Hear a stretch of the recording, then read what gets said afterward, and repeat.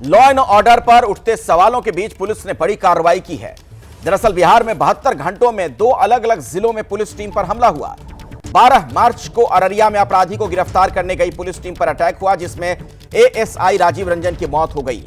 और अब कल यानी 14 मार्च को एक बार फिर पुलिस टीम को निशाना बनाया गया। पुलिस की एक टीम विवाद सुलझाने के लिए पहुंची थी, लेकिन इसी दौरान एएसआई संतोष कुमार के सिर पर तेज हथियार से हमला किया गया।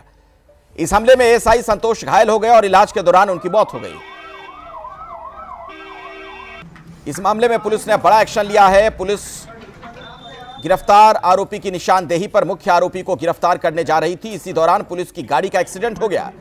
पुलिस का कहना है कि आरोपी गुड्डू यादव ने इस दौरान भागने का प्रयास किया। पुलिस से हथियार भी छीन लिया था उसने, जिसके बाद पुलिस ने जवाबी कार्रवाई की और गोली आरोपी के पैर में लगी है। अब जाकर इस मामले में पुलिस सख्त नजर आ रही है। वहीं मुंगेर के एसपी सैयद इमरान मसूद ने इस घटना को लेकर क्या जानकारी दी, वो आपको सुनवाते हैं।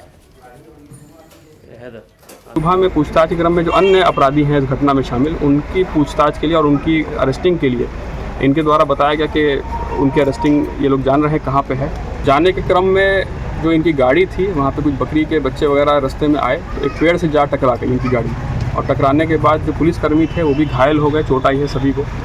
और इसी का फ़ायदा उठा के जो गुड्डू यादव है उसके द्वारा एक सिपाही का राइफल छीना गया और कॉक करके इन लोगों पर ताना गया और भागने का प्रयास किया गया।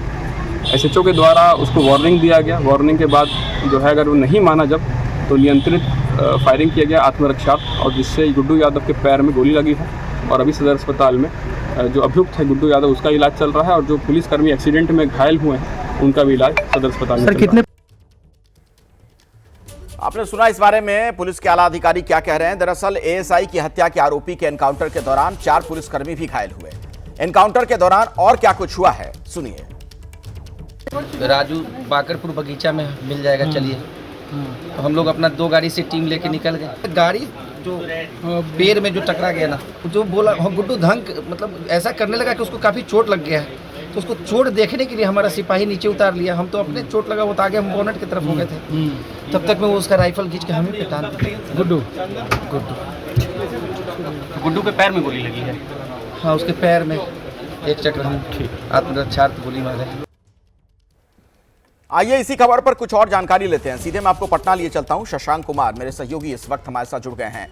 शशांक, कुल मिलाकर पुलिस की जो सख्ती है, अभी वाकई में ऐसा लग रहा है कि इसकी आवश्यकता थी। जिस तरीके के हालात वहां बनते जा रहे थे पिछले कुछ दिनों में, ऐसा लगा कि खाकी वर्दी वालों का कोई डर नहीं रह गया बदमाशों में। और क्या कुछ पता चल पा रहा है, क्या जानकारी और मिली है?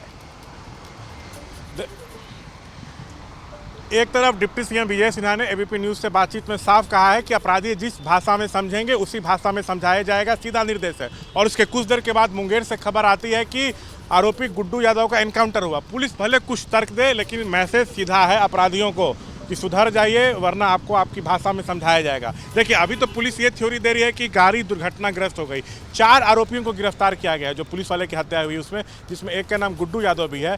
तो इन लोगों से जब पूछताछ हुई तो अन्य आरोपियों के बारे में जानकारी मिली। तो इन लोगों को लेकर पुलिस की टीम उन लोगों को पकड़ने जा रही थी। तभी पुलिस का कहना है कि गाड़ी दुर्घटनाग्रस्त हो गई और उस दौरान गुड्डू यादव पुलिस का राइफल ले लिया। तो पुलिस की तरफ से उसको समझाने की कोशिश की गई, लेकिन वो समझा नहीं। तब पुलिस ने उसके पैर में गोली मारी। तो सीधा इसको आप हाफ एनकाउंटर कर सकते हैं।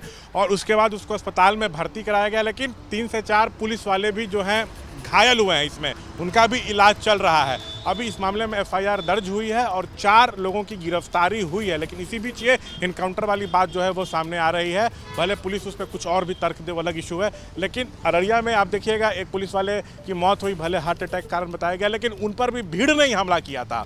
और आज ये जो पुलिस वाले की मौत हुई है, कल 2 पक्षों के बीच जब जमीन को लेकर विवाद हो रहा था, मारपीट हो रहा था, तो अपनी टीम के साथ समझाने गए थे, तभी इनके सिर पर हमला किया गया भीड़ के तरफ से। वहीं पर ब्लीडिंग होने लगी, मुंगेर भेजा गया, वहाँ से इनको पटना रेफर किया गया। तो आज सुबह 4 बजे मौत हुई है। पोस्टमार्टम जो डॉक्टरों ने किया, उनका साफ तौर से कहना है कि शरीर में कई जगह चोट के निशान है और ब्रेन का भी हिस्सा एक है बाहर आ गया था। तो चोट लगी है सिर पर, यह कारण साफ दिख रहा है और उस कारण इनकी मौत हुई है। लेकिन जिस तरह से 2 पुलिस वालों की मौत हुई है, कानून व्यवस्था पर लगातार सवाल उठ रहे हैं। चुनावी साल है, सीधा आरजेडी का कहना है कि अगर हमारा 15 साल का शासनकाल जंगल राज था तो ये महाजंगल राज है। नीतीश से गृह विभाग नहीं संभाल रहा है। तो लॉ एंड ऑर्डर सवालों के घेरे में है, लेकिन इसी बीच पुलिस एक्शन में है और ये गुड्डू यादव का एनकाउंटर हुआ है। जी ठीक है शशांक, मैं दोबारा भी लौटूंगा आपके पास, आगे भी आपसे जानकारी लेंगे। दरअसल मुंगेर एएसआई की हत्या से जुड़ी एक और बड़ी खबर आ रही है, आपको दे दें एक बड़ा अपडेट। एएसआई की पोस्टमार्टम रिपोर्ट में कुछ महत्वपूर्ण जानकारियां निकलकर सामने आई।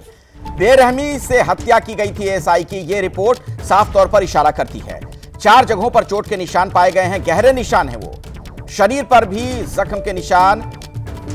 जानकारी यह भी है कि पिटाई करने के बाद करीब 30 मीटर तक एएसआई को घसीटा गया।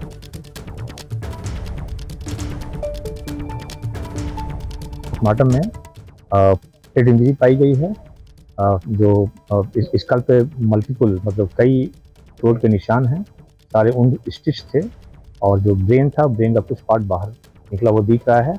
शरीर पे भी हल्की हल्की चोटें हैं, तो लगता है कि गिरने से हुई होगी।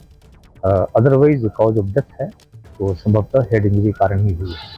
कुछ जगह तो लग रहा है कि वो धारदार हथियार थे और क्योंकि उन स्टिच थे तो ये कहना बहुत आसान नहीं है, फिर भी संभावना है कि ये धारदार हथियार से किया गया। 4 जगह पे स्टिच वुंड है और एक जगह वुंड खुला था जिससे कि ब्रेन मैटर बाहर निकला वो दिख रहा है।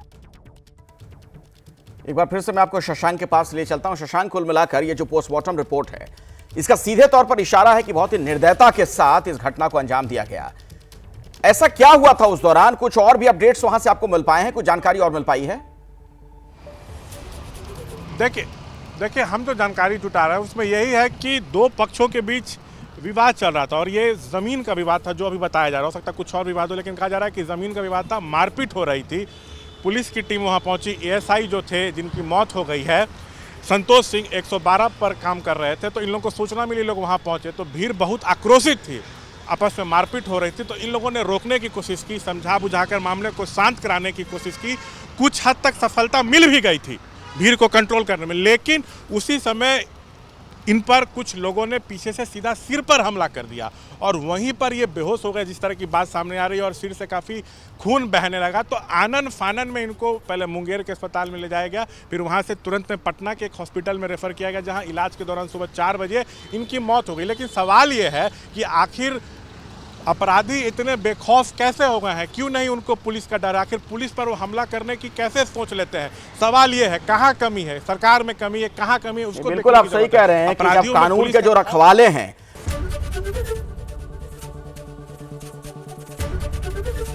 एबीपी गंगा, खबर आपकी, जुबान आपकी।